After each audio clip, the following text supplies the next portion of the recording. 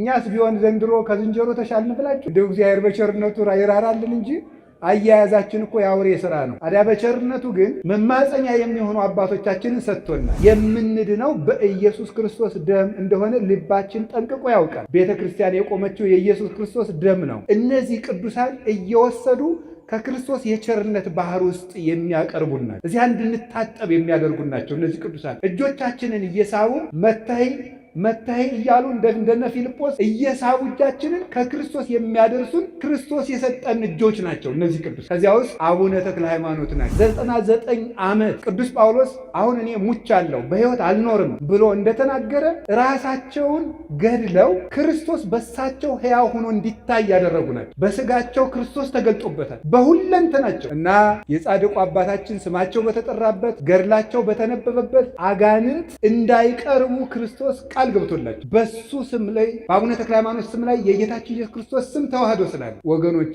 በየጉራንጉሮው የማታውቁትን ሰው ከመከተል የሚታወቁትን አባት ተከተሉ። እዚህ የተሰበሰብንበት ዓላማ የእግዚአብሔር ልጅ ለመሆን ሰው ቅዳሴ የሚማረው የእግዚአብሔር ልጅ ለመሆን ነው። ሰው የቅኔ መምህር የሚሆነው የእግዚአብሔር ልጅ ለመሆን ነው። ሰው የድጓ መምህር፣ የዝማሬ መምህር፣ የመጽሐፍ መምህር የሚሆነው የእግዚአብሔር ልጅ ለመሆን ነው። ሰው በተክሊል የሚያገባው የእግዚአብሔር ልጅ ለመሆን ነው። ሰው የሚመነኩሰው የእግዚአብሔር ልጅ ለመሆን ነው። ሰው ጳጳስ የሚሆነው ለሊደርሽፕ አይደለም፣ የእግዚአብሔር ልጅ ለመሆን። ማንም ሰው የእግዚአብሔር ልጅ ነው። የእግዚአብሔር ልጅ ለመሆን ነው እዚህ የተሰበሰበው። የምንኖርበት ዓላማ የእግዚአብሔር ልጅ ለመሆን። የእግዚአብሔር ልጅ መሆን ማለት እሱን መምሰል ማለት አርአያውን አምሳሉን መፍጠር መምሰል። በነገራችን ላይ ኃጢአት ማለት ምን ማለት መሰላችሁ? ኃጢአት በዕብራይስጥ ቋንቋ ካታህ ይባላል። ካታህ ማለት ቱሚስ ዘጎል ማለት ነው። ምን ማለት ነው?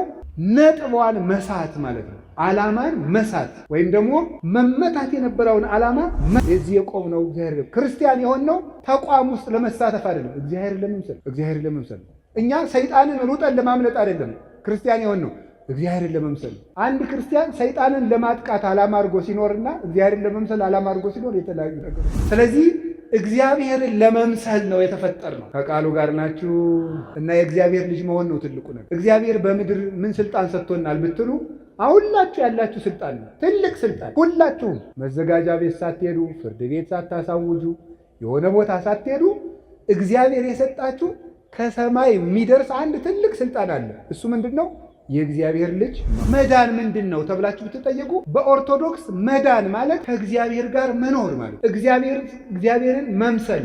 ቅዱስ ጳውሎስ በሮሜ መልእክቱ በጸጋው ድነናል የሚለው በስራችን አይደለም፣ በጸጋው ድነናል የሚልበት ምክንያት ለምን ይመስላችኋል? የእግዚአብሔር ልጅ ለመሆን እኛ ያበረከትነው አስተዋጽኦ የለም፣ በቸርነቱ ነው የሰጠን ማለት ነው እንጂ ስራ አያስፈልግም ማለት አይደለም።